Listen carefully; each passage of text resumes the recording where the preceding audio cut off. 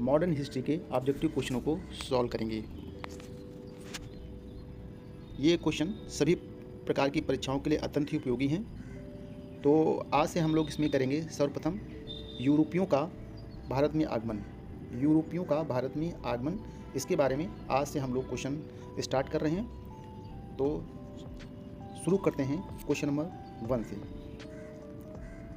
Question number 1 है कि एक सूची दी गई है, सूची 1 और सूची 2 को आपको मिलान करना है। सूची 1 में यूरोपीय व्यापारिक कंपनियां दी गई हैं और सूची 2 में इनके स्थापना वर्ष, यानी कि इनकी किस वर्ष से स्थापना हुई है, इसके बारे में बात करना है। देखिए, पुर्तगाली ईस्ट इंडिया कंपनी की स्थापना जो हुई थी 1498 में हुई थी, यानी कि 1 आप 1 मिला देंगे। ब्रिटिश ईस्ट इंडिया कंपनी की स्थापना 1600 में हुई थी। डच ईस्ट इंडिया कंपनी की स्थापना 1602 में हुई थी। फ्रेंच ईस्ट इंडिया कंपनी की स्थापना 1664 में हुई थी। इस प्रकार से आप देखते हैं कि इसका ऑप्शन जो सही होगा ए सही होगा। ए इसको आप मिलान करेंगे। अगला क्वेश्चन है, ये भी देखिए सूची इसमें भी दी गई है कि सूची 1 को सूची 2 से सुमेलित करना है। सूची 1 में यूरोपीय व्यापारिक कंपनी है और सूची 2 में उनका मुख्यालय है। तो इसमें पुर्तगाली ईस्ट इंडिया कंपनी की जो मुख्यालय था वह गोवा में था। ब्रिटिश ईस्ट इंडिया कंपनी का मुख्यालय कलकत्ता में था। डच ईस्ट इंडिया कंपनी का मुख्यालय नेगापट्टनम में था। फ्रेंच ईस्ट इंडिया कंपनी का मुख्यालय पौंडीचेरी में था। इस तरह से ऑप्शन ए का 1, 2 का, बी का 2, सी का 3 और डी का 4, इसका बी ऑप्शन आपका सही माना जाएगा। अगला क्वेश्चन है, निम्नलिखित में से किस किस यूरोपीय व्यापारिक कंपनियों का मध्यकाल में भारत में आगमन हुआ, जिसमें पुर्तगाली थे, ब्रिटिश थे, डच थे, डेनिश थे, फ्रेंच, फ्लैंडर्स और स्वीडिश। तो अगर आप ध्यान से देखेंगे तो इसमें जितनी भी ये यूरोपीय व्यापारिक कंपनियां हैं, ये मध्यकाल में ही भारत आई थी। ये पुर्तगाली भी थे, ब्रिटिश भी थे, डच भी थे, डेनिश थे, फ्रेंच थे, फ्लैंडर्स थे और स्वीडिश। तो इसमें ऑप्शन आपका डी सही होगा, उपर्युक्त में सभी। अगला क्वेश्चन है, वह पुर्तगाली कौन था जिसने गोवा पर अधिकार किया था? तो इसमें ऑप्शन आपका हो जाएगा Alfonso de Albuquerque. Alfonso de Albuquerque ने गोवा पर अधिकार कर लिया था। अगला क्वेश्चन है, भारत में ईस्ट इंडिया कंपनी का पहला गवर्नर जनरल कौन था? तो इसमें वॉरेन हेस्टिंग था। वॉरेन हेस्टिंग जो था ईस्ट इंडिया कंपनी का भारत में पहला गवर्नर जनरल बनाया गया था, वॉरेन हेस्टिंग को बनाया गया था। अगला क्वेश्चन है, निम्नलिखित में से किस यूरोपीय ने भारत में सबसे पहले अपना व्यापार फैलाया था और उसको प्रभावित भी किया था? तो सबसे पहले जो आने वाले तो कौन थे? सबसे पहले आने वाले भारत में पुर्तगाली थे। तो जाहिर सी बात है पुर्तगाली ही भारत में अपने सबसे पहले व्यापार फैलाएंगे। तो इन ऑप्शनों में देखिए डी ऑप्शन सही है, पुर्तगाली। अगला क्वेश्चन है, वर्ष 1498 ईस्वी में वास्को डिगामा भारत में कहाँ उतरा था? वास्को डिगामा जो आया था पुर्तगाल से आया था, 1498 में आया था। तो सर्वप्रथम वो कालीकट के बंदरगाह में उतरा था। कालीकट कहाँ? दक्षिण भारत में, केरल में पड़ता है, यहाँ पर उतरा था। अगला प्रश्न है, वास्को डिगामा। देखिए अगला क्वेश्चन भी हम लोग कर चुके हैं कि वास्को डिगामा कहाँ का रहने वाला था? ये वास्को डिगामा जो रहने वाला था ये पुर्तगाली नागरिक था। पुर्तगाली नागरिक था। ये 1498 ईस्वी में कालीकट के बंदरगाह पर उतरा था। अगला क्वेश्चन है, वह अंग्रेज जिसने सम्राट जहांगीर के दरबार में आकर भेंट किया था? तो सम्राट जहांगीर के दरबार में आने वाला जो अंग्रेज था सर थॉमस रो था। तो इसका ऑप्शन ए सही होगा। अगला क्वेश्चन है, गोवा, दमन और दीव का उपनिवेशीकरण मूलतः किया था? गोवा और दमन और दीव, गोवा, दमन और दीव का उपनिवेशीकरण किसने किया था? ये बहुत ही महत्वपूर्ण क्वेश्चन है। तो इसका ऑप्शन देखिए जो डी होगा, पुर्तगाली। पुर्तगालियों ने ही इसका उपनिवेशीकरण किया था, गोवा और दमन दीव का। अगला क्वेश्चन है कि अल्बुकर्क ने गोवा को 1510 ईस्वी में किससे छीना था या जीता था? तो ये प्रश्न कई बार परीक्षाओं में पूछा जा चुका है और इसमें ऑप्शन होगा बीजापुर के सुल्तान से। जो गोवा था बीजापुर के सुल्तान का दिन था और इस पर अल्बुकर्क ने 1510 ईस्वी में इसको छीन लिया था। इसका ये कहते हैं कि भारत का समुद्री मार्ग की खोज की गई थी, किसके द्वारा की गई थी? भारत के समुद्री मार्ग की जो खोज की थी वो पुर्तगालियों ने। भारत में आने वाले सर्वप्रथम जो व्यापारी थे पुर्तगाली थे, जाहिर सी बात है उन्होंने इसकी खोज की। तो ऑप्शन आपका ये सी सही होगा। अगला क्वेश्चन है, ब्रिटिशों ने भारत में सूरत में अपनी पहली फैक्ट्री स्थापित करने की अनुमति निम्नलिखित में से किससे प्राप्त की थी? तो ये जहांगीर थे। जहांगीर से सर्वप्रथम फैक्ट्री स्थापित करने की अनुमति चाहती है। आप लोग जानते हैं कि मुगल सम्राट जहांगीर का जो शासनकाल था वो 1605 से 1627 तक था। अगला प्रश्न है,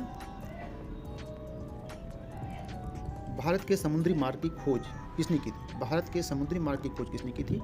तो भारत के समुद्री मार्ग की खोज Vasco da Gama, option C इसका सही होगा।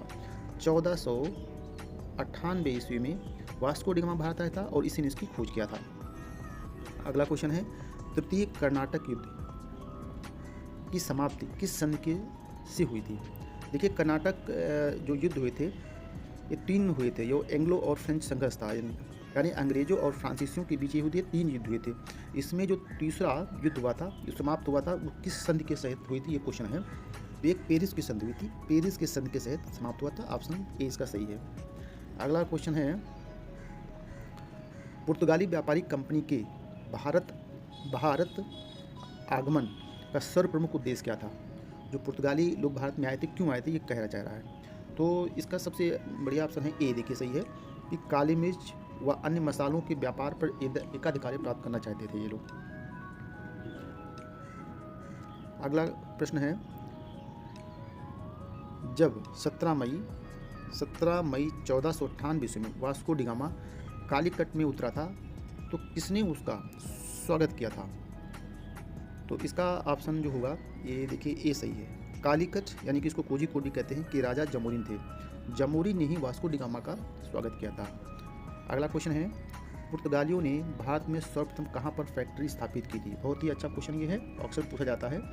तो ये कालीकट में ही सर्वप्रथम आए थे, वहीं पर उन्होंने अपनी फैक्ट्री को स्थापित किया था। अगला क्वेश्चन है, 1717 ईस्वी में निम्नलिखित में से कौन से मुगल सम्राट ने अंग्रेजों की ईस्ट इंडिया कंपनी को भारत में व्यापार पर विशेषाधिकार प्रदान करने का फरमान जारी कर दिया था? तो 1717 ईस्वी में मुगल सम्राट जो थे वो आपके थे फर्रुखसियर था, ऑप्शन डी, फर्रुखसियर ने ही इसको अनुमति प्रदान की थी। अगला क्वेश्चन है, ब्रिटिश के साथ बेसिन की संधि निम्नलिखित पेशवाओं में से किसने की थी?